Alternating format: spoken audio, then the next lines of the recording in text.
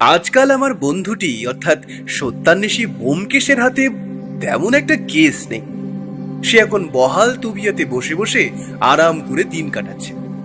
তবে শুধু বসে বসে দিন গোনার লোক সে নয়, এখন তার নেশা হচ্ছে বই পড়া এবং দেশ বিদেশের বিভিন্ন বই পড়ে জ্ঞান আহরণ করা। আর এই সব পড়াশোনা করার খাতিরে যা জ্ঞান লাভ হয় তার কিছুটাই অধমের পাত্রেও পড়ে। আমার এখন সামনে নতুন সংখ্যার উপন্যাস লেখার কাজ চলছে, আর উপন্যাসটি গোয়েন্দা গল্প বিষয়ক হবার জন্য ব্যোমকেশ কিছু কিছু সাহায্যও করে দিচ্ছে আমায়। তবে একটা কথা আমার ওর ব্যাপারে সব থেকে বেশি খারাপ লাগে, সেটা হলো সে মাঝে মধ্যেই এমন এমন সব কথা বলে যেটা শুনে একটু রাগই হয় বইকি। আমি জানি সে আমাকে রাগাবার জন্য এইগুলো করে, তবে এতটা মজা আমি পছন্দ করি না। মাঝে মাঝে তো আমাদের দুজনের মধ্যে বাকবিতণ্ডাই লেগে যায়। তখন সেই রাগ ভাঙানোর দায়িত্ব নেয় বৌঠান, আর বৌঠান সেটা করে তার অতুলনীয় খাবার রান্না করে আমাদের খাই। এই আজই যেমন ব্যোমকেশ এমন একটা কথা বলল যেটা আমি মেনে নিতে পারলাম না। সে সকাল সকাল যোগ ব্যায়াম সেরে হাতে একটা বই নিয়ে পড়তে পড়তে চেয়ারে হেলান দিয়ে বসলো।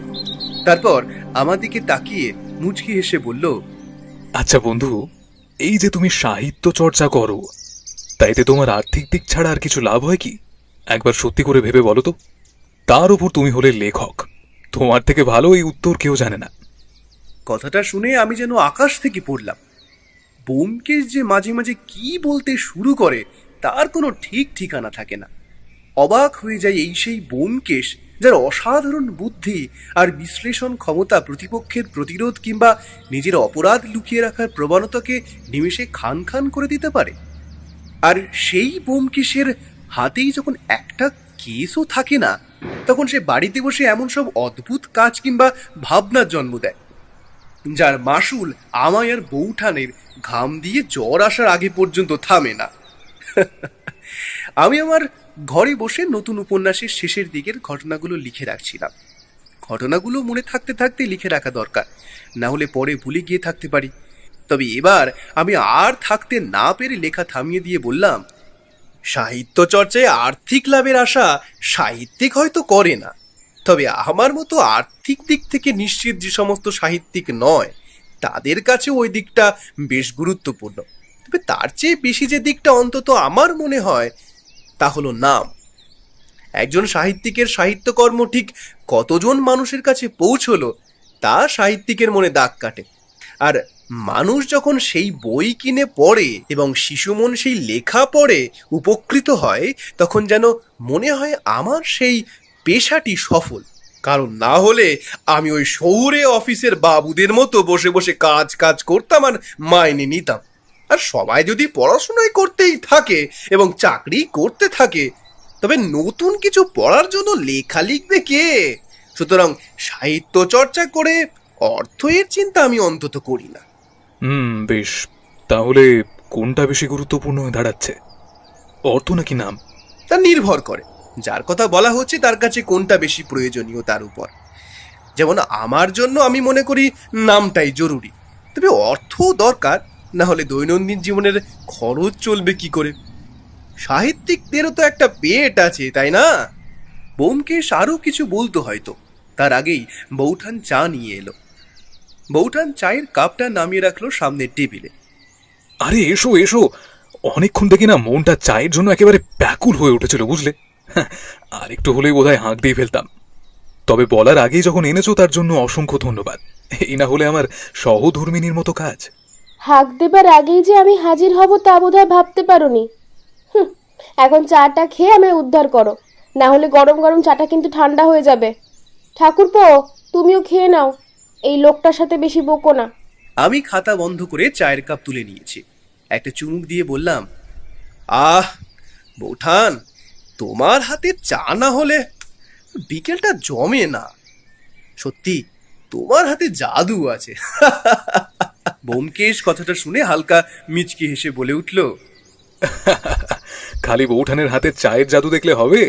আমাদেরও তো তোমার গিন্নির হাতে চা খাবার সুযোগ দাও। আমি তো অধীর আগ্রহে বসে আছি। এমনিতেই এই মন্দার বাজারে নিজের খরচ চালাতে পকেট ফাঁকা হয়ে যাচ্ছে, তার উপর আবার মাথায় আর এক বস্তা চাপাতে চাইছো তুমি? ওই সবের মধ্যে আমায় জড়িও না ভায়া। আমি এই চিরকুমার ব্রত অবলম্বন করে এবং সাহিত্য চর্চা করে জীবনটাকে কাটিয়ে দিতে পারলেই বাঁচি। বৌঠান হাসতে গিয়েও কেমন থেমে গেল, আর তারপর বলল, হ্যাঁ গো, এই পুঁটিরামের জ্বরটা তো বেড়েছে। সকালে যে ওষুধ এনেছিলে তাতে তো কমলো না। একবার কি ডাক্তারের কাছে নিয়ে যাবে? আমার কিন্তু খুব চিন্তা হচ্ছে। ঠাকুর ঠাকুর করে একটু জ্বরটা সেরে গেলে আমি নিস্তার পাই। ব্যোমকেশ চায়ের কাপ নামিয়ে রেখে চিন্তিত গলায় বলল, আহা, এটা তো ভালো কথা নয়। পুঁটিরামের এই অবস্থা হলে তো খুব খারাপ ব্যাপার। ওর শরীরের দেখভাল করা আমাদের দায়িত্ব। সারাটা বছর লোকটা আমাদের ভালো রাখার দায়িত্ব নিজের কাঁধে তুলে নিয়েছে, এবার তার বেলায় ফেলে রাখা তো চলে না, তাই না? না না অজিত, একবার পুঁটিরামকে নিয়ে ডাক্তারের কাছে যাই চলো। আমার আপত্তি ছিল না কোনো। বিছানা ছেড়ে উঠে জামা বদলাতে বদলাতে বললাম, ব্যোমকেশ, হাতে কোনো কেস নেই এখন তোমার?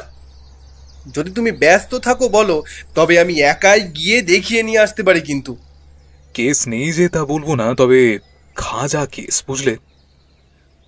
তেমন কিছুই নেই, বেশ মাথা ঘামানোর মতো কেসটা নয়। আমি যাব, বুঝলে, কোনো অসুবিধা নেই তাতে। সাথে অবশ্য একটু বাইরে বেরিয়ে ঘোরাও হয়ে যাবে। তাহলে চলো আপাতত পুটিরামের কেসটা সমাধান করে আসি।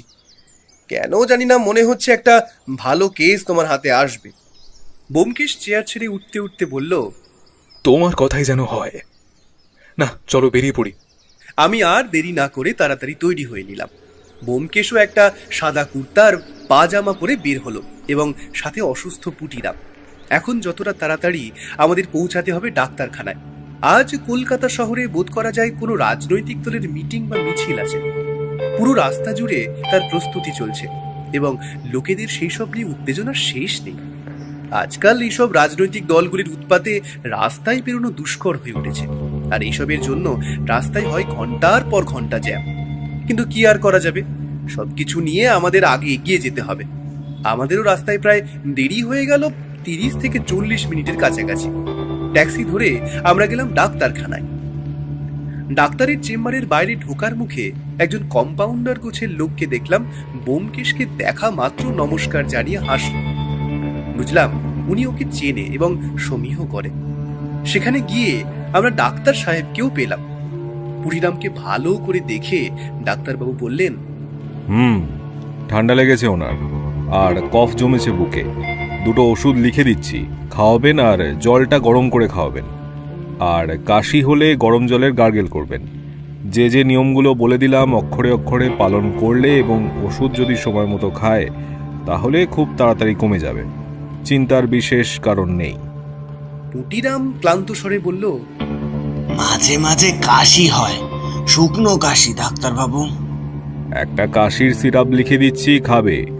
আপনারা ওনার খেয়াল রাখবেন, কেমন? এখন যতটা বিশ্রাম দেওয়া যায় ওনাকে দিন।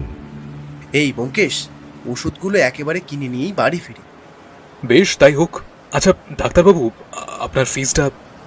ডাক্তারবাবু ফিজ নিতে নিতে কেমন অদ্ভুতভাবে তাকালো ব্যোমকেশের দিকে।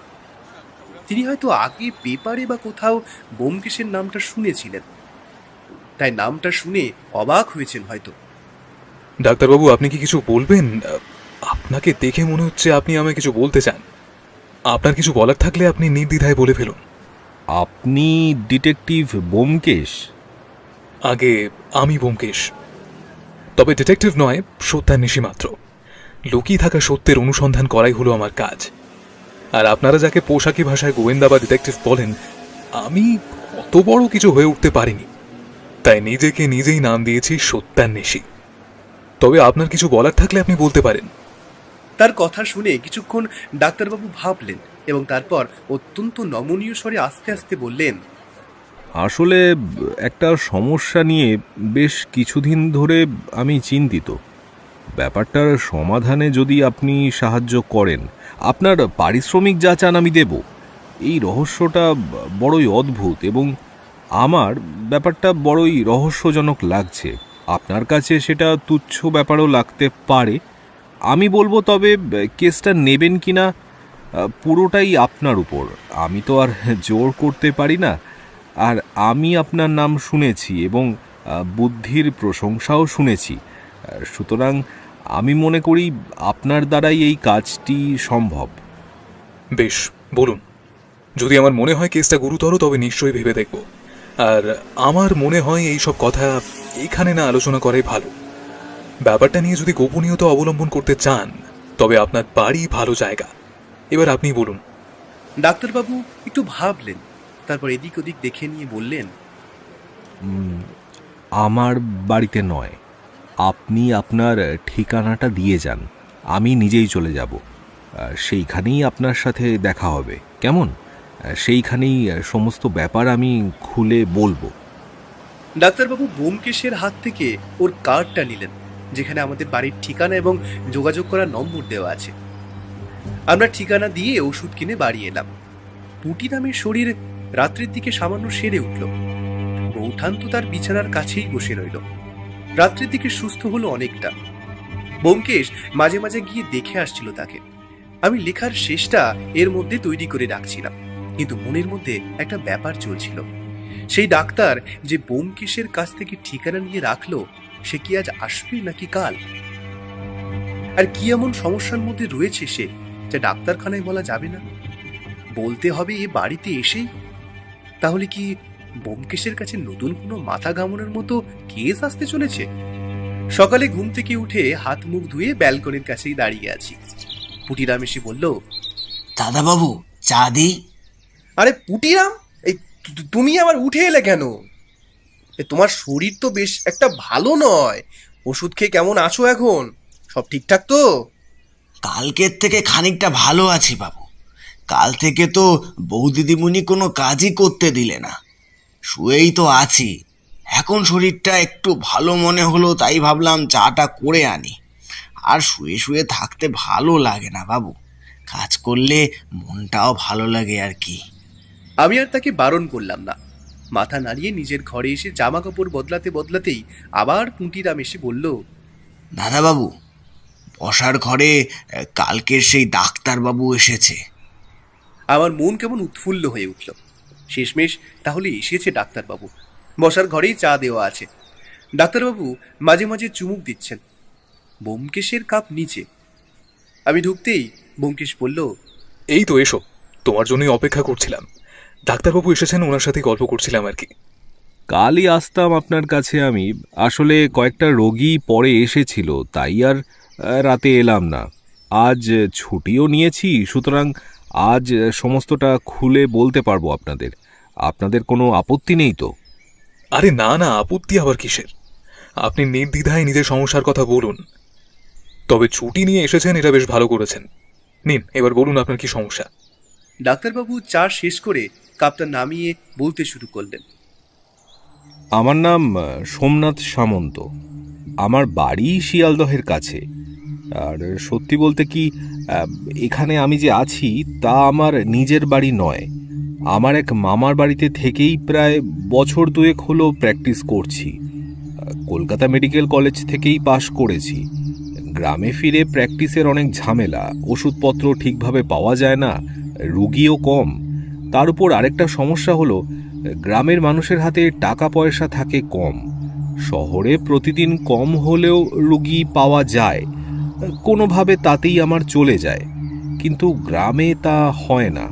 আমার বাবাও ছিলেন একজন ডাক্তার, তিনি কিন্তু গ্রামেই তার প্র্যাকটিস করতেন, সুতরাং পয়সার তেমন জমাতে পারেননি। মাসখানেক আগে আমার বাবার মৃত্যু হয়। আমি তখন গ্রামে গিয়ে কিছুদিন ছিলাম, তারপর আবার শহরে চলে আসি। গ্রামে আমার বাবার দেখাশোনা করত যে নিবারণ কাকা, সেই এখন সে বাড়ির দেখাশোনা করে। আমি মাসে যতটা সম্ভব টাকা পাঠাবো বলে এসেছি। সবই ঠিকঠাক ছিল। এবার কয়েকদিন আগে ডাক্তারখানা বন্ধ করে ফিরছি, একটা লোকের সাথে হঠাৎ ধাক্কা লাগলো। তখন কিছু বুঝিনি। পরে বাড়ি ফিরে দেখি জামার পকেটে একটা কাগজ। খুলে দেখি তাতে লেখা, সোনার মূর্তিটা কোথায়। এরকম একটা অদ্ভুত চিঠির কোনো কারণই আমি বুঝতে পারিনি প্রথমে। হয়তো ব্যাপারটা ভুলেই যেতাম যদি না বাবার অসুস্থতার খবর দিয়ে লেখা নিবারণ কাকার চিঠিটা আমার কাছেই থাকতো। সেই চিঠিতে বাবার খবরের পাশাপাশি নিবারণ কাকা আরও একটা কথা লিখেছিলেন। তো যখন ওখানে গিয়ে বাবার কাজকর্ম সেরে ফিরে আসব, তখন নিবারণ কাকা আবার সেই কথাটা বলেছিলেন।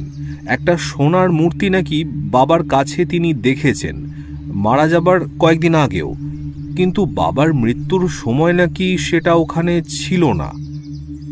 আমি তার কথায় সারা বাড়ি খুঁজে দেখি ব্যোমকেশবাবু, কিন্তু কোথাও কিছু নেই। এতক্ষণ আমরা ওনার কথাগুলো মন দিয়ে শুনছিলাম। এবার ব্যোমকেশ কথা বলল। আচ্ছা, আপনার এই নিবারণ কাকা বিশ্বস্ত লোক? মানে আপনারা তাকে বিশ্বাস করেন তো? কারণ এই বিষয়ে অবগত থাকাটা অত্যন্ত জরুরি বলে মনে করি আমি। এ আপনি কি বলছেন ব্যোমকেশবাবু? সে ব্যাপারে নিশ্চিত থাকা যায়। নিবারণ কাকা আমার জন্মের আগে থেকে ও বাড়িতে আছে, আর যদি আমায় লুকিয়ে কিছু করার হতো তাহলে তো আমায় না বললেই পারতো সে কথা। আমি জানতেও পারতাম না কোনোদিন। গ্রামের বাড়িতে ফিরে যাবার আর কোনো ইচ্ছেই আমার আর ছিল না। কিন্তু এই উড়ো চিঠিটা আসার পর থেকেই আমার কেমন যেন মনে একটা খটকা আসছিল বারবার। তাহলে আপনি আর নিবারণ কাকা ছাড়াও অন্য কেউ সেই সোনার মূর্তির কথা জানে, কিন্তু সেটা কিভাবে?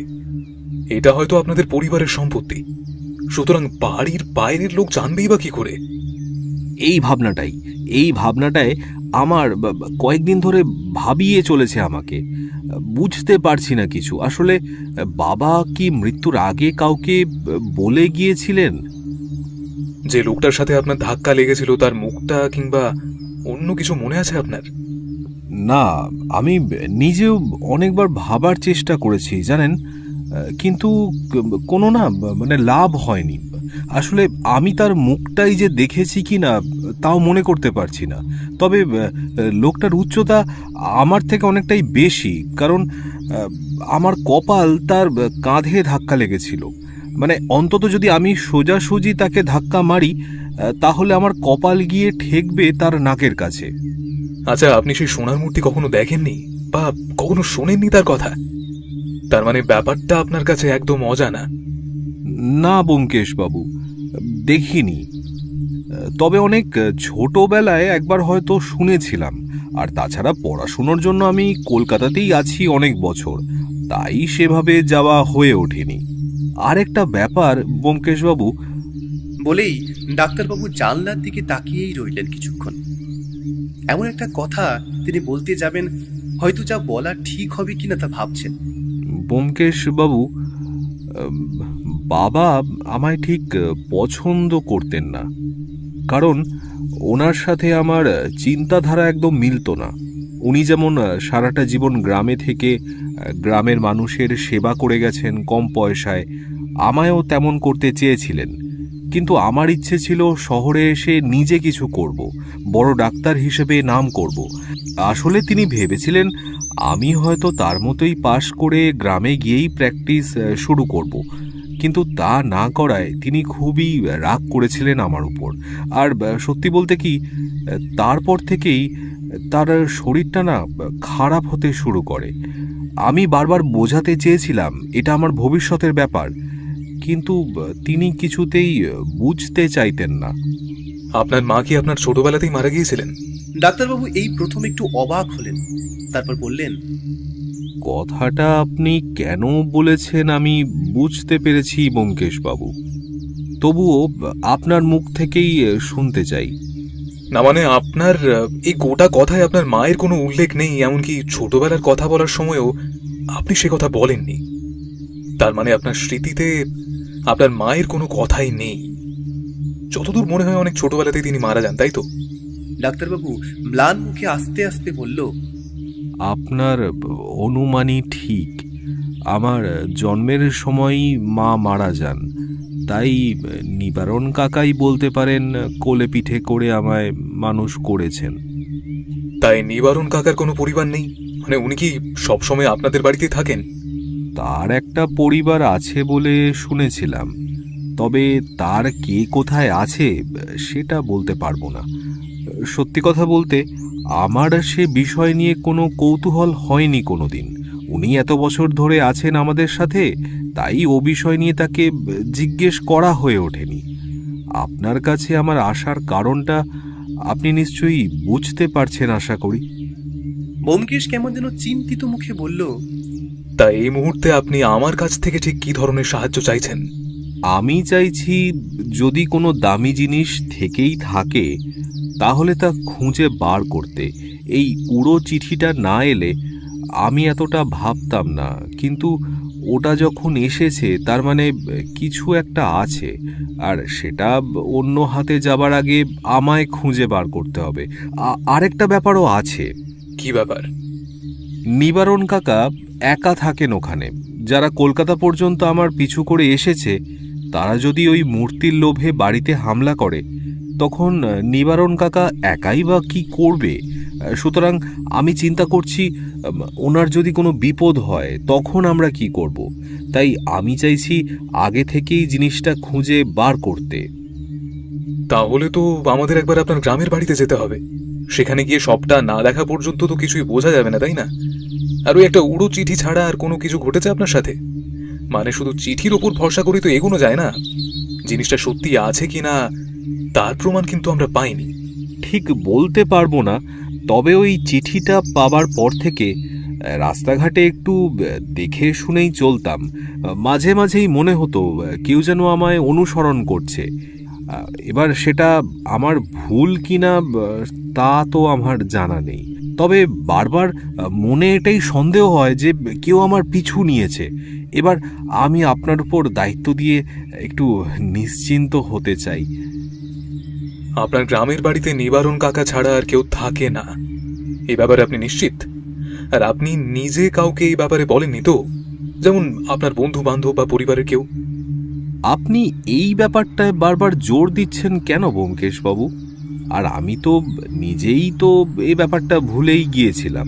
এমনকি চিঠিটা পাবার পর থেকে গ্রামে একবার যাব কি যাব না তা নিয়েও ভাবনায় ছিলাম। কাল আপনারা যখন আমার এখানে এলেন তখন প্রথমে আমি চিনতে পারিনি, পরে আপনার নাম শুনে আমার মনে হলো আপনাকে একবার সবটা জানাই। তবে ওখানে বলার সাহস পাইনি, কারণ বলা তো যায় না যদি কেউ আমার পিছনে থাকে, কেউ যদি শুনতে পায় সব। ব্যোমকেশ মাথার পিছনে হাত নিয়ে হেলে কি যেন ভাবতে লাগলো। তারপর উঠে হাত দুটোকে মুখের সামনে রেখে বলল, তা আপনি গ্রামের বাড়িতে কবে যাবেন বলে স্থির করেছেন? না মানে তবে আমরা দুজন একসাথে আপনার সাথেই চলে যাব সেখানে। আমার সেভাবে কিছু ভাবা হয়নি, তবে আপনি যেদিন বলবেন সেদিনই বেরিয়ে পড়ব। আচ্ছা, আপনার প্র্যাকটিস কেমন চলছে সোমনাথ বাবু? মানে যা আয় হয় তাতে কি আপনার চলে যায়? এরকম একটা প্রশ্নে ডাক্তারবাবু যেন থমকে গেলেন সামান্য। কি একটা ভেবে বললেন, আপনি কি কোনোভাবে আমাকেই সন্দেহ করছেন? দেখুন ব্যোমকেশ বাবু, যদি কিছু থেকে থাকে তাহলে তা আমারই প্রাপ্য। ছোটবেলায় বাবার কাছে যতটা শুনেছিলাম ওটা আমাদের বংশের কেউ একজন পেয়েছিলেন, তারপর থেকে ওটা আমাদের ব্যক্তিগত সম্পত্তি, তাই বাবার পরে ওটা তো আমারই প্রাপ্য। আসলে কি জানেন তো, আমাদের কাজে কাউকেই সন্দেহের বাইরে রাখা যায় না। সুতরাং আপনিও বাদ যাবেন না এই ব্যাপারে। আর আপনার বাবার সাথে আপনার সম্পর্ক খুব একটা ভালো ছিল না কিন্তু, তা আপনি নিজেই বলেছেন। আর ব্যোমকেশ থেমে কথা বদলে ফেলল যেন এক মুহূর্তে। তারপর বলল, ওই চিঠিটা আর নিবারণ কাকার চিঠিটা আপনার কাছে আছে? আমি সেইগুলো একটু নিজের হাতে নিয়ে পড়ে দেখতে চাই। আমি জানতাম ওগুলো আপনি চাইবেন, তাই সাথে করেই নিয়ে এসেছি। জিনিসগুলো আমি যত্ন করেই রেখেছি, আপনার চিন্তা নেই। বললেই সঙ্গে সঙ্গে বার করে দেব। ডাক্তারবাবু একটা চিঠি আর একটা ছোট কাগজ ব্যোমকেশের হাতে দিতেই ব্যোমকেশ সেটায় একবার করে চোখ বুলিয়ে আমার হাতে দিল। আমি পড়তে লাগলাম। পড়া শেষ হতেই জিনিসটা আবার ফিরিয়ে দিয়ে ব্যোমকেশ বলল, তাহলে সোমনাথবাবু কালকের দিনটা যাক, পরশু আমরা বেরোবো আপনার গ্রামের বাড়ির উদ্দেশ্যে। ভালো কথা, আপনার গ্রামের বাড়িতে কোথায়? ডাক্তারবাবু উঠতে উঠতে বললেন, নদিয়া জেলা, তাহেরপুর। ডাক্তারবাবু বেরিয়ে যেতেই ব্যোমকেশ বলল, চিঠিটা পড়লে? যে চিঠিটা দেখলাম তাতে বেশ কিছু লেখা নেই। একটা ছোট চিঠি বলা চলে। সেখানে ডাক্তারবাবুকে যত তাড়াতাড়ি সম্ভব বাড়ি ফিরে যাবার কথা বলা হয়েছে। আর কি একটা ব্যাপার তাকে জানানো দরকার, যা চিঠিতে বলা যাবে না, সেখানে গিয়ে জানতে হবে। তার মানে ডাক্তারবাবুর বাবা ওনাকে হয়তো এই মূর্তিটার কথা বলতে ওনাকে গ্রামে ডেকেছিলেন। ওনার বোধ করি কাজ থাকায় উনি যেতে পারেননি। অপরদিকে ওনার বাবা গত হলেন, আর ততক্ষণে অনেক দেরি হয়ে গিয়েছে। এই চিঠিতেই রয়েছে প্রথম খটকা। দেখো, আমরা যখন কাউকে চিঠি লিখি তখন তাকে জানানোর জন্য হলেও সবটা খুলে লিখি। এই চিঠিতে নিবারণ নামের লোকটি সোমনাথ বাবুর বাবার অসুস্থতার কথার সাথে সেই গোপনীয় ব্যাপারটাও লিখতেই পারতেন, কিন্তু তিনি তা লেখেননি। তার কারণ কি? তিনি কি জানতেন ওই চিঠি অন্য কারোর হাতে পড়লেও পড়তে পারে? তাই চিঠিতেও এত গোপনীয়তা। আরেকটা ব্যাপার ব্যোমকেশ, ডাক্তারবাবু যখন গ্রামে গিয়েছিলেন তখনও কিন্তু তিনি নিবারণ ছাড়া আর কাউকে দেখেননি।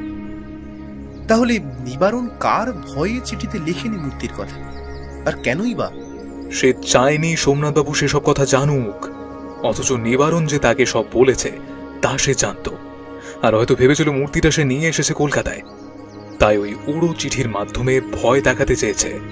কিন্তু কে সেই লোক সেটা তো জানা দরকার, তাই না? তা জানার জন্য তো আমাদের তাহেরপুর যেতে হবে মশাই, আর সেইখানে গিয়ে এই সমস্ত প্রশ্নের উত্তর আমরা পাব।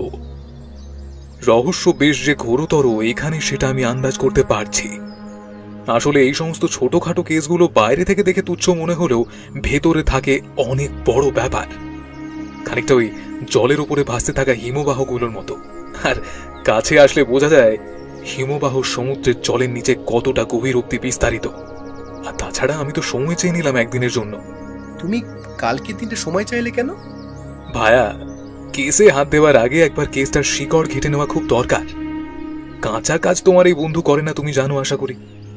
আমি কিছু খোঁজ খবর চালাতে হবে ওই গ্রামের সম্পর্কে এবং এই ডাক্তারের সম্পর্কে, তবেই না খেলা জমবে লেখক মশাই। এই বলছো তাহিরপুর না গিয়ে কিছুই জানা যাবে না, আবার এই বলছো তুমি নিজেই জানো তুমি কি ভাবছো। আমার তো কিছুই মাথায় আসছে না। আমি বরং নিজের কাজে মন দিয়ে যাওয়ার আগে কাজগুলো সেরে নিই। হ্যাঁ, তাই ভালো। তুমি বরং তোমার লেখাটা শেষ করে নাও, কারণ পরশু বেরিয়ে পড়তে হবে, আর ফিরতে ঠিক কদিন লাগবে তা তো জানা নেই। কেসটা একটা অদ্ভুত ব্যাপার আছে কিন্তু ব্যোমকেশ। এতদিন মনের মতো কেস নেই করে হাহুতাশ করছিলে, এখন পুটিরামকে ডাক্তার দেখাতে গিয়ে এই কর্মলাভ। এর জন্যই হয়তো বলে যা হয় ভালোর জন্যই হয়। তবে আমার মনে কিন্তু একটা খটকা থেকেই যাচ্ছে।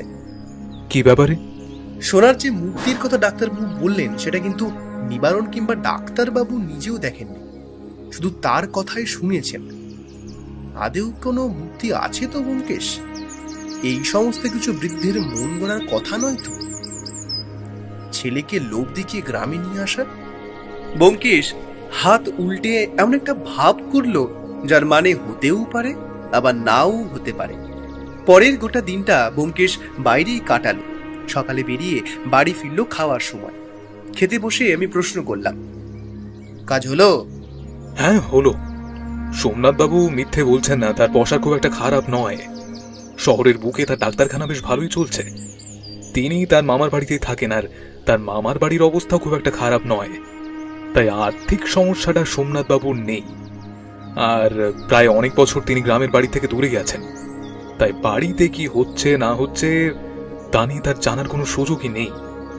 আর চরিত্র কিংবা মানুষ হিসেবেও তিনি খুব একটা খারাপ নন। এত খবর কিভাবে জোগাড় করলে তুমি? এই পেশায় কাজ করতে গেলে একটু উদ্যমী হতে হয় ভায়া। একটু ঘুরে ফিরে খবরগুলো জোগাড় করতে হলো। তবে যা যা পেলাম তাতে আপাতত সোমনাথবাবুকে সন্দেহের বাইরে রাখা যেতেই পারে, তবে পুরোপুরি নয়। কেন? এমনটা মনে হবার কোনো কারণ আছে কি? গোটা ব্যাপারটা আপাতত নির্ভর করছে ওখানে গিয়ে কি জানতে পারবো তার উপর। এখানকার খবর ওখানে গিয়ে বদলে যেতে কতটা সময় লাগে সেটা দেখা যাক। আমি আর কিছু বললাম না। এইবারে বৌঠান বলে উঠল, তোমরা কি আবার বেরিয়ে পড়বে নাকি? কিছু তো বলো না, কখন কি করছো, কোথায় যাচ্ছো? আচ্ছা, আমারও তো চিন্তা হয় নাকি গো? সারা দিন রাত এই চোর ছাচোর খুনিদের নিয়ে তোমাদের কারবার। আহা, তোমার চিন্তার কোনো কারণ নেই। খুব বেশি দূর নয়, একটু গ্রামের দিকে যাব আর কি। আর আমার মনে হয় না খুব বেশি সময় লাগবে। তাছাড়া তোমার ঠাকুরপো তো সাথেই থাকবে। সব যখন ঠিক হয়েই গেছে তাহলে আমি আর কি বলবো, যাও। এই দেখো, রাগ করছো কেন? তাতেই বা কি হবে শুনি? বৌঠানের খাওয়া হয়ে গিয়েছিল, সে উঠে গেল। ব্যোমকেশ নিজের খাওয়া শেষ করে রান্নাঘরের দিকে গেল। এখন মান অভিমানের পর্ব চলবে। আমি হাত ধুয়ে মুছতে মুছতে চললাম নিজের ঘরের দিকে। আজ রাতটা ভালো করে ঘুমিয়ে নিতে হবে, কাল কি হবে কে জানে। কেসটা যে বেশ জটিল হবে তা বেশ বোঝাই যাচ্ছে। ব্যোমকেশ তার মাথা খাটানোর বেশ একটা সুযোগ পাবে। এসব ভাবতে ভাবতেই ঘুমিয়ে পড়ার আগে শুনতে পেলাম বৌঠানের গান ভেসে আসছে। এ মান ভাঙার পরের গান। ডাক্তারবাবু সকালেই চলে এলেন। একটা ঘোড়ার গাড়ি তিনি নিয়েই এসেছেন। তাতে চেপে বসেই আমরা রওনা হলাম। শিয়ালদা স্টেশন থেকে ট্রেন ধরে আমরা সোজা চলে এলাম তাহিরপুরে। মাঝপথে আর তেমন কোনো ঘটনা ঘটেনি, তবে এতদিন পর গ্রামের দিকে ট্রেন থেকে গ্রামের দৃশ্য দেখার মজাই আলাদা। ট্রেনের জানলা দিয়ে দেখা মেলে সুদূর বিস্তৃত ধান ক্ষেত এবং বহু জলাশয়, এবং মাঝে মাঝে দেখা মেলে নারকেল, খেজুর, সুপারি জাতীয় বড় বড় গাছের। আমরা শহরের মানুষ, শুদ্ধ বাতাস তেমন একটা পাই না। গ্রামের এই খোলামেলা হাওয়া যেন মনের মধ্যে অদ্ভুত এক আনন্দময় অনুভূতি সৃষ্টি করে। যেতে যেতে শুধু ডাক্তারবাবুই বললেন, পরশু আপনার বাড়ি থেকে ফেরার সময় মনে হলো কেউ যেন আমায় অনুসরণ করছে। রাস্তায় তখন বেশ লোক ছিল, তাই সেভাবে বুঝে উঠতে পারিনি। তবে লোকটাকে একবার দেখেছিলাম মনে হলো, আমার চেয়ে বেশ খাটো।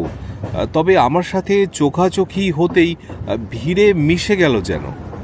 ব্যোমকেশের কপালে চিন্তার বেশ রেশ ফুটল, তবে সে শান্তভাবেই বলল, আপনার মনের ভুলও হতে পারে, হয়তো ব্যাপারটা নিয়ে বেশি ভাবছেন বলে এমন হচ্ছে। এখন এসব থাক, আগে সেই বাড়িতে পৌঁছাই, তারপর দেখা যাবে।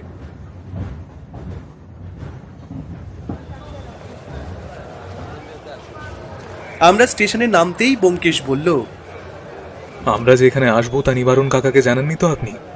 ডাক্তারবাবু অপরাধীর মতো কাচুমাচু মুখ করে বলল, আসলে আমি ভাবলাম আপনাদের অসুবিধা হতে পারে ওখানে, তাই আপনার বাড়ি থেকে ফিরেই চিঠি পাঠিয়েছিলাম একটা। কাজটা কি করা ভুল হয়েছে ব্যোমকেশবাবু? ইস, বড্ড ভুল করলেন সোমনাথবাবু, আমারই আপনাকে বারণ করা দরকার ছিল। তা যাই হোক, চলুন দেখা যাক। আসলে আমি একদমই চাইছিলাম না যে আমরা এখানে আসার আগে অবধি সেই কথা কেউ জানুক।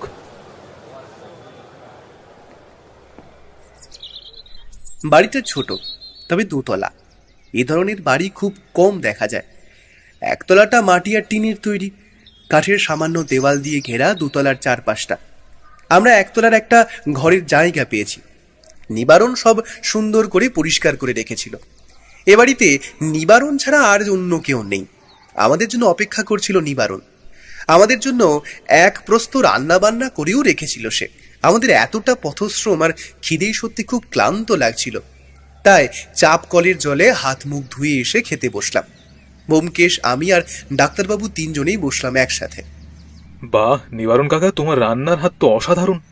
কি সুন্দর রান্না করেছো গো তুমি। এমন রান্না যে একবার খাবে সারা জীবন তার মুখে রান্নার অপূর্ব স্বাদ লেগে থাকবে। রান্না বান্না সত্যি খুবই ভালো হয়েছে। রাস্তায় আসতে আসতে ব্যোমকেশ ডাক্তারবাবুকে বলে দিয়েছিল আমরা কারা আর কি করতে এসেছি তা যেন উনি কাউকে না বলেন। তাই ডাক্তারবাবু বলেছিল আমরা তার বন্ধু, গ্রামে ঘুরতে এসেছি। তাই নিবারণ কাকা আমাদের তার বন্ধু ভেবেই সেভাবেই ব্যবহার করছিল। ব্যোমকেশ শুরু থেকে এই কেসটাই বেশ গোপনীয়তা বজায় রাখতে চাইছে দেখছি। ওর মনের একটা দৃঢ় বিশ্বাস যে নিবারণ কাকা আমাদের আসল পরিচয় জানলেও কেসে নানান সমস্যা হতে পারে। খাওয়া দাওয়ার পর আমরা একটা ঘরে শুয়েছিলাম। এখানে মোট 3টে ঘর, নিচে 2টো ঘর আর উপরে একটা ঘর। একটা রান্নার ঘর আর বাইরে বাথরুম। বিছানায় শুয়ে বললাম, নিবারণ কাকাকে বেশ সাধারণ মানুষ বলেই মনে হলো তো। তাকে সন্দেহ করার কোনো কারণ আমার মনে তো হয় না। অজিত, তুমি একটা মানুষের বাইরেটা দেখে তাকে বিচার করতে পারো না। আমি এত বছরে অনেক কেসেই দেখেছি যেখানে এমন একজন মানুষ অপরাধী সাব্যস্ত হয়েছে যাকে আমরা বাইরে থেকে ছাপোষা ভালো মানুষ বলেই ভেবে নিয়েছিলাম, কিন্তু পরে দেখা গিয়েছে সেই মানুষটাই ঠান্ডা মাথায় পরিকল্পিতভাবে সুসংগঠিতভাবে অপরাধ সম্পন্ন করেছে। সুতরাং আমি বলবো, কাউকে বাইরে থেকে দেখে নিরপরাধ ভেবে নেওয়ার কোনো কারণ নেই। প্রমাণ কথা বলবে। বুঝলাম। তা কিভাবে শুরু করবে তদন্ত, সে নিয়ে ভেবেছো কিছু? একদম ভায়া, প্রথমেই আমাদের গোটা বাড়িটা ঘুরে দেখতে হবে, তারপর একবার না হয় ভাবা যাবে। তবে তুমিও মাথা খাটাতে থাকো, দেখবে আমার আগে হয়তো তুমিই কেসের সমাধান করে ফেলেছো। এই কেসটা তুমি খুব ধীরে তদন্ত করছো মনে হচ্ছে না? আমি তো তোমায় এর আগে এভাবে রয়ে বসে তদন্ত করতে দেখি, তাহলে এবার কেন? আসল ব্যাপার হলো এখানে আমাদের হাতে কোনো মোটিভ নেই, আর না আছে কোনো সূত্র। সেগুলো না পাওয়া অবধি অপেক্ষা করতেই হবে। এই সূত্র খুঁজে পেতে হলে অপরাধীকে আরো খেলতে দিতে হবে অজিত, বুঝতে পারলে? তাই হোক তবে ভায়া, আমি একটু চোখ বুঝি, তুমি খোঁজো, দেখো আগে কি কি সূত্র মেলে কিংবা মোটিভ। এমনিতেই একটু ক্লান্ত লাগছে শরীরটা, আর কেমন যেন ম্যাচ ম্যাচ করছে। আমি পাশ ফিরে শুলাম, আর বোমকে এসো মনে হয় তাই করলো।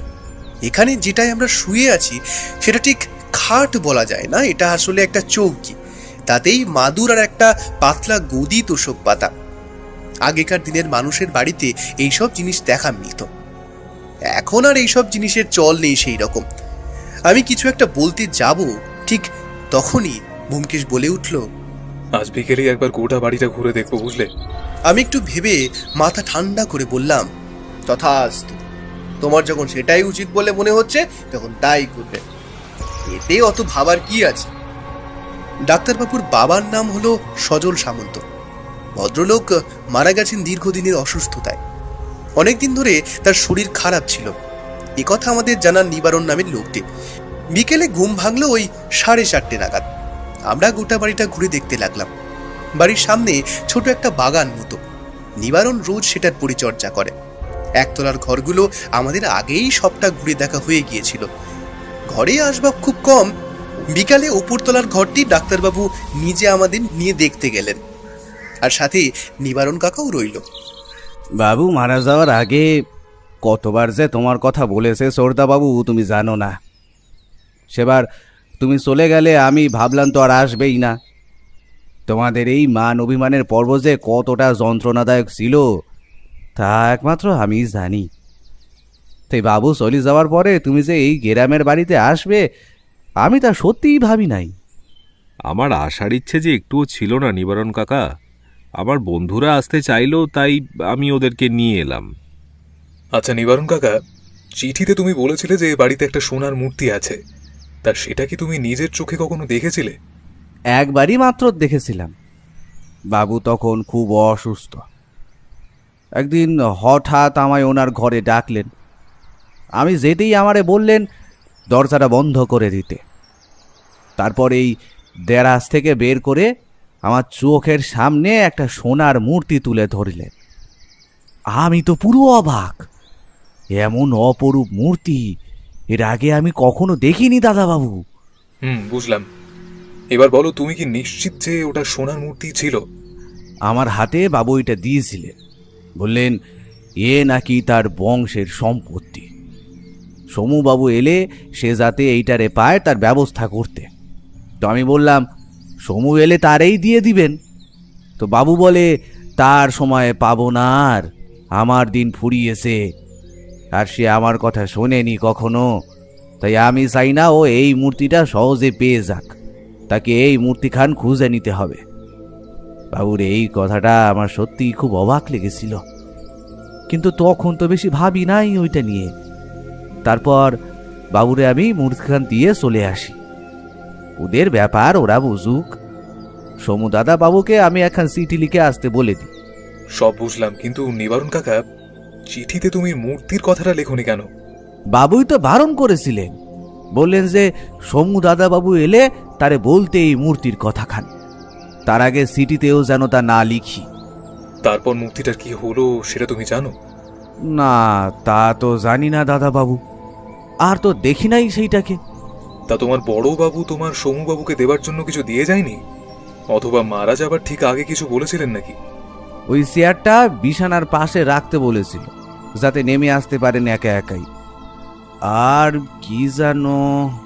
নিবারণ কাকা অন্য মনস্ক হয়ে কি যেন ভাবলো, তারপর বলল, আরে হ্যাঁ তাই তো, আমি তো আগের বার ভুলেই গিয়েছিলাম। আসো আসো, তোমরা ঘরে আসো তো। দোতলার ঘরের দরজা খুলে আমরা ঢুকলাম। একটা বিছানা রয়েছে, তার পাশে পড়ার টেবিল, টেবিলের ওপর ডাই করা নানাবিধ বই আর ওষুধপত্র, একপাশে একটা আয়না আর চেয়ার।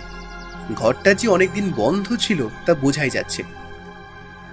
এই ঘরটা নিবারণ কাকা আলাদা করে পরিষ্কার করেনি, হালকা ধুলো পড়ে আছে সব জায়গায়, আর সাথে একটা চাপা গন্ধ।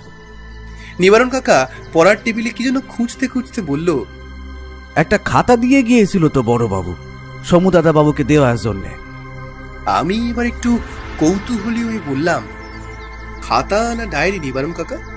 তা হবে হয়তো, তা তো ঠিক জানি না আমি। আমার কাছে তো সবই খাতার কাগজ। বড়বাবুর কাছেই লেখাপড়াটায় ওই একটু একটু শিখেছিলাম আর কি। তোমাদের অন্য ব্যাপার, তোমার ওসবে পার্থক্য করতে পারবে। হ্যাঁ, এই তো পেয়েছি, জিনিসটা পাইছি। একটা লাল রঙের ডায়েরি নিবারণ কাকা তুলে দেয় ডাক্তারবাবুর হাতে। ডায়েরিটা অনেকদিন যাবৎ মনে হয় ওখানেই ছিল, তাই ওতে কিছুটা ধুলো জমেছে। এইটাই সোমবাবুকে দিতে বলেছিলেন বাবু, তখন আমার মনে ছিল না। আসলে বয়সটা তো আর কম হলো না বাবুরা। ভালোই হলো সমুদাদা বাবু তুমি এবারে এলে, তাই বড় বাবুর শেষ ইচ্ছেখান পূরণ হলো। ব্যোমকেশ গোটা ঘরটা খুব মনোযোগ দিয়ে ঘুরে ঘুরে দেখতে লাগলো। এই সময় নিবারণ কাকা আর ডাক্তারবাবু নিচে গেলেন কোনো একটা কাজে। ঘরটার পিছনে একটা মাঝারি আকারের জানালা, সেই পিছনের জানালা দিয়ে বাইরের দিকটা দেখতে দেখতে হঠাৎ ব্যোমকেশ বলে উঠল, বন্ধু কুইক, এখানে এসো। আমি তাড়াতাড়ি তার পাশে গিয়ে দাঁড়াতেই ব্যোমকেশ চাপা স্বরে বলল, পিছনের জঙ্গলের কাছটায়, হ্যাঁ ওইখানে কেউ একটা দাঁড়িয়েছিল বুঝলে। আমার জানালা খুলতে দেখে সে পালালো। কেউ কি পিছু নিয়েছে? কিন্তু এখানে কি আমাদের অনুসরণ করবে ব্যোমকেশ? ট্রেনে আমাদের কামরায় একটা লোক, আমার একটু সন্দেহ যে হয়নি তা বলতে পারি না। লোকটা আমাদের সাথে পুরো রাস্তায় এসেছে, আর এই তাহেরপুরে নেমেছিল। তারপর স্টেশনের ভিড়ে আর দেখতে পাইনি ওকে। কিন্তু আমাদের অনুসরণ করার একটা উদ্দেশ্য তো থাকবেই। উদ্দেশ্য তো আছে বটেই, ওই সোনার মূর্তি, ওটার কথা কি ভুললে চলবে? কিন্তু ওটার কথা তো ডাক্তারবাবু নিজে কাউকে বলেননি, আর নিবারণ কাকাও তো এখানে একাই থাকে। তাহলে সেটাই তো লক্ষ টাকার প্রশ্ন অজিত। যেই পিছু নিয়ে থাক না কেন, সে কি করে জানলো? আমরা এ ব্যাপারে আর কিছু বললাম না কাউকে। দোতলার ঘর ঘুরে দেখা শেষ করে সেখান থেকে নেমে নিজেদের ঘরে চলে এলাম আমরা। দেখলাম বাইরে তখন বিকেল শেষ হয়ে সন্ধে নামতে শুরু করেছে। আমরা জানলার বাইরে তাকালাম দুজনে। ওই কাজটার ওখানে দেখেছিলাম লোকটাকে, কি যেন করছিল সে। আচ্ছা ব্যোমকেশ, ডাক্তারবাবুকে কি একবার বলা যায় ব্যাপারটা? না না, একদম নয়। উনি বেশ নার্ভাস মানুষ, ভয়ও তো পেয়ে যেতে পারেন। কি করে বসবেন তার ঠিক নেই, তাতে বরং আমাদেরই ক্ষতি হবে বেশি। ওই ডায়েরিটা তুমি ডাক্তারের থেকে নিয়ে এলে, ওটা কি আছে? আপাতত জানি না, সুযোগ হয়নি দেখার। তবে মনে হয় ওই সোনার মূর্তির কোনো যোগ আছে এই ডায়েরিতে। ওটা খুব ভালো করে পড়া দরকার বুঝলে। আজ রাতেই পড়ে দেখব। এখন ব্যোমকেশের কথা শেষ হবার আগেই দরজায় নক পড়ল। কে? আমি। আসুন, ভেতরে আসুন ডাক্তারবাবু। ডাক্তারবাবু এসে চেয়ারটায় বসে বললেন, ডায়েরিতে কিছু পেলেন নাকি ব্যোমকেশ বাবু? না ডাক্তারবাবু, এখনো ঠিক পড়া হয়ে ওঠেনি। ভেবেছি আজকে রাত্রে ভালো করে পড়ে দেখব। আজকের রাতটা অপেক্ষা করুন, তারপর না হয় ভাবা যাবে বুঝলেন। একটা কথা বলি ব্যোমকেশ বাবু, আমি উঠোনের কাছে দাঁড়িয়েছিলাম, মনে হলো এই সামনের রাস্তা দিয়ে একটা লোক যেতে যেতে এ বাড়ির দিকেই তাকাতে তাকাতে গেল। ব্যাপারটা হয়তো অতি তুচ্ছ, কিন্তু সত্যি বলতে আজকাল সবাইকেই সন্দেহ হয়। চোখ কান একটু বেশি খোলা রাখছি। হয়তো ব্যাপারটা এমনি, তাও মনে কিরকম একটা কু ডাকলো, তাই আপনাকে বললাম। ডাক্তারবাবু, আপনাকে একটা কথা বলি শুনুন। রাত্রে বাড়ির বাইরে থাকার প্রয়োজন নেই আপনার, আর পারলে বাড়ির দরজা জানলা খুব ভালোভাবে বন্ধ করে শোবেন। ও হ্যাঁ, আরেকটা কথা সোমনাথবাবু। হ্যাঁ বলুন বলুন। নিবারণের গ্রামের বাড়ি ঠিক কোথায় তা আপনি জানেন? ঠিক নিশ্চিত নই, তবে শুনেছি সেই শান্তিপুরের দিকে। আচ্ছা বেশ, রাত্রে আমাদের খাবারটা এই ঘরে দিয়ে দিন, আমরা আর বেরোচ্ছি না। ডাক্তারবাবু চলে যেতেই ব্যোমকেশ বলল, ব্যাপারটা ক্রমশ বেশ ঘোরালো হচ্ছে ভায়া। কেউ চাইছে না যে আমরা এ বাড়িতে থাকি, কিন্তু কেন? কে চাইতে যাবে এমন তাই তোমার মাথায় ঢুকছে না ব্যোমকেশ। একটু সময় লাগবে ভায়া, আগে ডায়েরিটা শেষ করা খুব দরকার। ব্যোমকেশ ডায়েরিটা নিয়ে বিছানায় শুয়ে পড়ল। এই বাড়িতে ইলেকট্রিসিটি আসেনি এখনো। ঘরে একটা হ্যারিকেন জ্বলছিল, তার অল্প আলোতেই ব্যোমকেশ ডায়েরিটা খুলে পড়তে লাগলো। রাতেই 9টা নাগাদ নিবারণ কাকা খাবার দিয়ে গেল আমাদের ঘরে। ব্যোমকেশ খাবার সময় একবার শুধু বলল, সোমনাথ বাবুর বাবা সজল বাবু ডাক্তার হলেও কবিতা খুব একটা খারাপ লিখতেন না। উনি চাইলে প্রামাণ্য একটা কবিতার বই লিখতেই পারতেন। এই ডায়েরি পড়ে ওনার এই গুণের কথা বেশ ভালোই জানতে পারলাম। কবিতা? দুস, ওসব ছাড়ো, বলো কাজের কাজ কিছু হলো? ডায়েরিটা পড়া এখনো শেষ হয়নি, শেষ হলে হয়তো কিছু পাওয়া যাবে। আমার বেশ ঘুম পাচ্ছিল। শেষ যখন চোখ খোলা ছিল তখনও দেখেছি ব্যোমকেশ ডায়েরি নিয়ে মনোযোগ দিয়ে বসে আছে।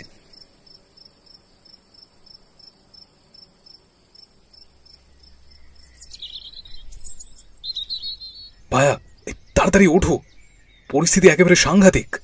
ব্যোমকেশের ডাক শুনে আচমকা চোখ খুলতেই দেখি ব্যোমকেশ দাঁড়িয়ে আছে একরকম আমার উপর হুমড়ি খেয়ে।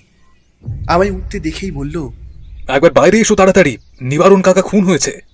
ঘুমের রেশ তখনও কাটেনি আমার। আমি বিছানায় উঠে বসতে বসতে বললাম, খুন? কিন্তু কি করে? কাল রাতেই কেউ তাকে খুন করে গিয়েছে। কিন্তু এখন আর কোনো কথা নয়, বাইরে এসো, পুলিশ ডাকতে পাঠানো হয়েছে একজনকে। তুমি এসো তাড়াতাড়ি। বাইরে এসে দেখলাম ডাক্তারবাবু কেমন যেন বিহবল চোখে বসে আছেন ঘরের বাইরেটায়। আমি গিয়ে দাঁড়াতেই তার ম্লান গলায় কথা শোনা গেল, খুব সকালে ওঠা নিবারণ কাকার অভ্যেস। আজ আমি উঠে দেখি কাকা এখনো ওঠেনি। ডাকতে গিয়ে দেখি দরজা খোলা। ঠেলে ঘরে ঢুকতেই দেখি মেঝের উপর পড়ে আছে কাকার নিথর দেহ। একবার ভেতরটা দেখা দরকার, বুঝলে? আমি অবশ্য একবার দেখেছি, তাও আরেকবার যদি তুমি আমার সাথে যাও তাহলে নতুন কিছু পাওয়ার সম্ভাবনা বাড়তে পারে। হ্যাঁ হ্যাঁ নিশ্চয়ই, চলো, এখনই চলো। আমরা 3 জন ভেতরে ঢুকলাম। এ ঘরেও আসবাব কম, খাটিয়াতে সুন্দরভাবে বিছানা পাতা। নিবারণ কাকার মৃতদেহ মেঝেতে পড়ে আছে, চোখ বিস্ফারিত, বুকের কাছে একটা ছুরি গাঁথা আছে। মেঝেতে রক্ত ভেসে আছে, এখনো শুকিয়ে যায়নি, অর্থাৎ কাজটা হয়েছে ভোর রাতেই। ছুরিটা, এই ছুরিটা, এটাকে আমি ঘরে আগেও দেখেছি। এটা তো টেবিলের ওপরে রাখা ছিল ওইখানটায়। কিন্তু কিন্তু কে এই কাজ কে করলো? আচ্ছা ডাক্তারবাবু, কাল আপনাকে আমি দরজা জানলা খুব ভালো করে বন্ধ করে ঘুমোতে বলেছিলাম, আপনি কি তা করেছিলেন? হ্যাঁ, আমি তো নিবারণ কাকাকেও বলেছিলাম, তো কাকা বলল গ্রামে দরজা বন্ধ করেই ঘুমানো ভালো, না হলে কখন কি ঢুকে পড়ে তার কোনো ঠিক নেই। তাহলে তো দরজা খুলে রাখার কারণই নেই কোনো। তবে নিবারণ কাকা দরজা খুললো কেন? চেনা কেউ কি তাকে ডেকেছিল? আরে ওই দেখো, ওটা কি? বলেই ব্যোমকেশ একটু এগিয়ে গিয়ে মেঝের উপর থেকে একটা কি তুলে নিল। তারপর সেটা হাতের উপর রাখতেই দেখলাম একটা লকেট। সেটা আমি হাতে নিয়ে দেখছি, তখনই ডাক্তারবাবু একটু অবাক ভঙ্গিতে বললেন, এটা তো নিবারণ কাকার গলাতেই ছিল, এটা তারই লকেট। এমন সময় বাইরে পুলিশের গাড়ির শব্দ পাওয়া গেল। পুলিশ দেখে বাইরের লোকজনের ভিড়ও হয়েছে। একটা কনস্টেবল তাদের হাঁটিয়ে দিল। পুলিশ অফিসার ভেতরে এসে বললেন, কই দেখি লাশ কোথায়? এই যে ভেতরে আসুন ইন্সপেক্টর বাবু। মৃতদেহটাকে খুব খুঁটিয়ে খুঁটিয়ে দেখতে দেখতে পুলিশ অফিসার বললেন, ইনি কে? এবারের দেখাশোনা করতেন উনি, নিবারণ কাকা। আপনি? আপনাকে তো আগে কখনো দেখিনি এই গ্রামে। এ বাড়ির মালিক সজল বাবুকে আমি চিনতাম। আপনি কি তার কেউ হন নাকি মশাই? আমি তার ছেলে ইন্সপেক্টর, কলকাতাতে থাকি। এই গ্রামে আসা হয় না বেশি। কিভাবে হলো এসব? জানি না ইন্সপেক্টর বাবু, কাল রাত পর্যন্ত তো সবই ঠিক ছিল, কিন্তু সকালে উঠেই অবস্থা দেখি আমরা। মনে হয় খুনটা রাতেই হয়েছে। পুলিশ অফিসার ব্যোমকেশকে একবার আপাদমস্তক দেখে নিয়ে বলল, আপনি কে? আপনাকেও তো আমি এখানে আগে কখনো দেখিনি। আমি সত্যান্বেষী ব্যোমকেশ বক্সী। আমি এখানে একটা সোনার মূর্তির কেস নিয়ে এসেছিলাম, আর তার মাঝেই এসব হয়ে গেল। ব্যোমকেশ? মানে গোয়েন্দা ব্যোমকেশ? ও, তা ভালো। তাহলে এবার আমাদের ইনভেস্টিগেশন করতে দিন। এখন আপনারা বাইরে যান। মনে হয় চুরির কেস, বাধা পেয়ে খুন। না স্যার, ঠিক চুরি নয়। আপনি কি করে নিশ্চিত হচ্ছেন এতটা? কারণ ইনি রাতে দরজা ভালো করে বন্ধ করে শুয়েছিলেন। যদি চুরির ব্যাপারই হতো তাহলে দরজা বন্ধ থাকলে তা ভাঙতে হতো, কিন্তু এখানে তো তা হয়নি।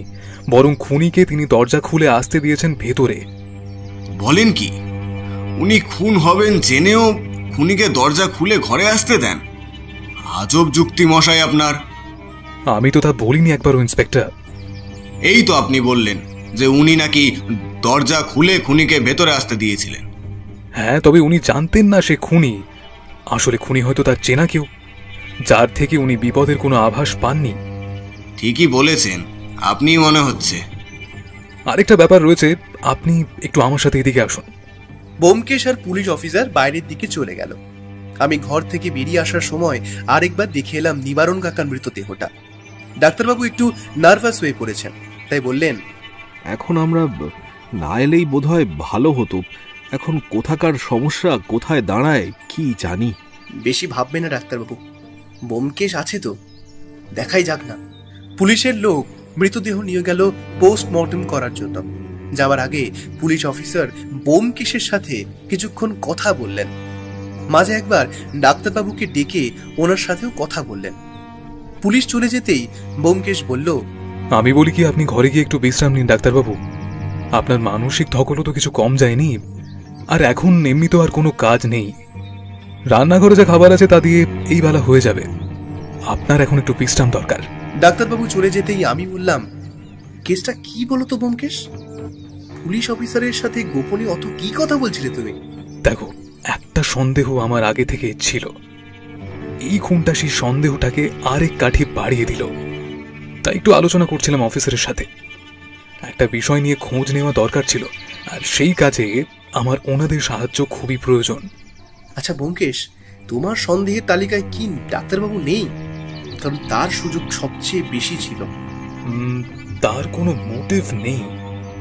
তবে যদি সোনার মূর্তির কথাই ভাবো তাহলে তা কোথায় আছে নিবারণবাবু জানতেন না। আর সোমনাথবাবু নিজে বলেছেন যে সোনার মূর্তির কথাটা তিনি নিবারণের কাছেই জেনেছেন। হচ্ছে না অজিত, এখানে এখানে কোনো একটা তৃতীয় ব্যক্তি নিশ্চয়ই আছে। আর সেই ব্যাপারে খোঁজ নিতেই আমি অফিসারকে বলেছি। বলো কি, তৃতীয় ব্যক্তি? ব্যোমকেশ কোনো কথা না বলে একবার মাথা নাড়ালো শুধু। আমি ঘরে বসতেই ব্যোমকেশ বেরিয়ে গেল। একবার নিচের দরজা খোলার শব্দ পেলাম, আর কিছুক্ষণ পরে বন্ধ হবার। আমি একবার নিচে নেমে দেখব কিনা ভাবছি, এমন সময় ব্যোমকেশ নিজেই আমার ঘরে এলো।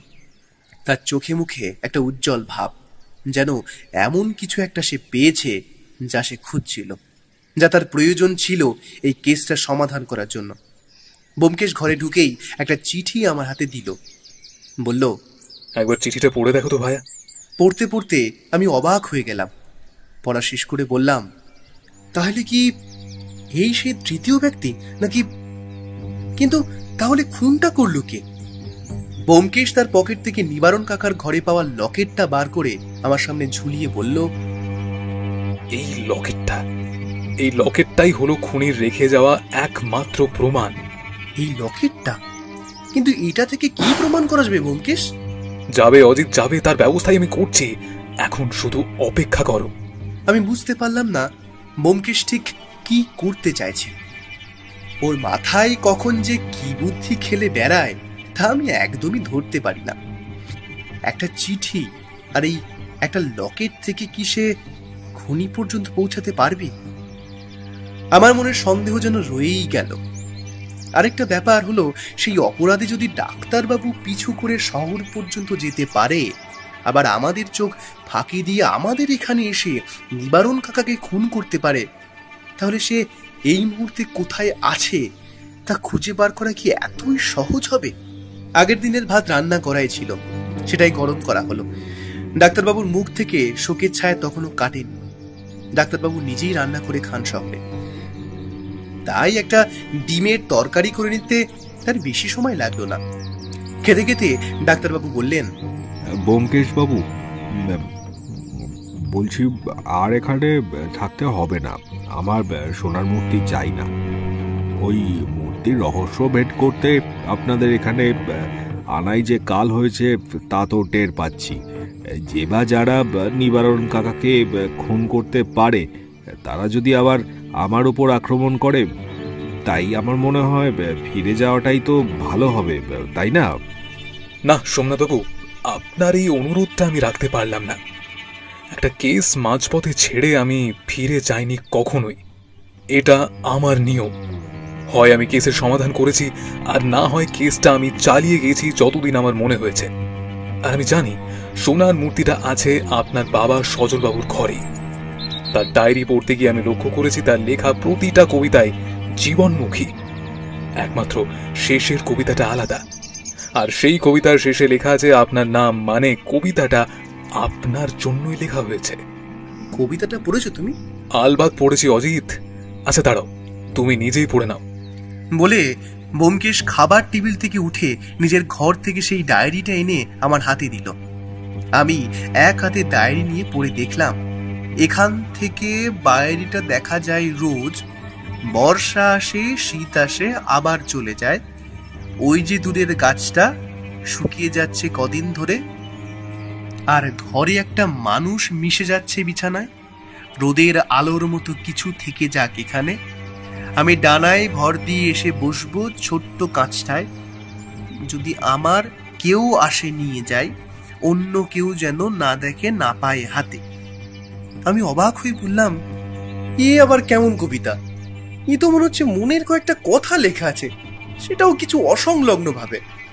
সজলবাবু অসুস্থ ছিলেন, মৃত্যুর কাছাকাছি, প্রায় মৃত্যুর দোরগোড়ায় বললেই চলে।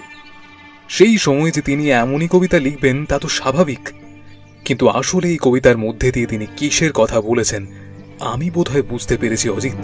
কি বুঝতে পেরেছেন আপনি? এর মধ্যে দিয়ে কি বাবা আমাকে কোনো বার্তা দিয়ে যেতে চেয়েছেন? হ্যাঁ ডাক্তারবাবু, উনি যেটার কথা বলছেন সেটা একটা জানালা। আমি আর ডাক্তারবাবু দুজনেই একসাথে অবাক হয়ে বললাম, জানালা? কোন জানালা? আর শুধু শুধু জানালার কথাই বা বাবা লিখে গেছেন কেন?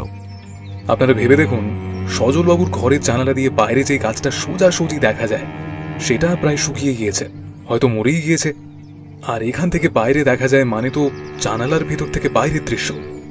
তিনি নিজে যে আর খুব বেশি দিন বাঁচবেন না তা তিনি বুঝেছিলেন, কারণ তিনি নিজেও একজন ডাক্তার ছিলেন।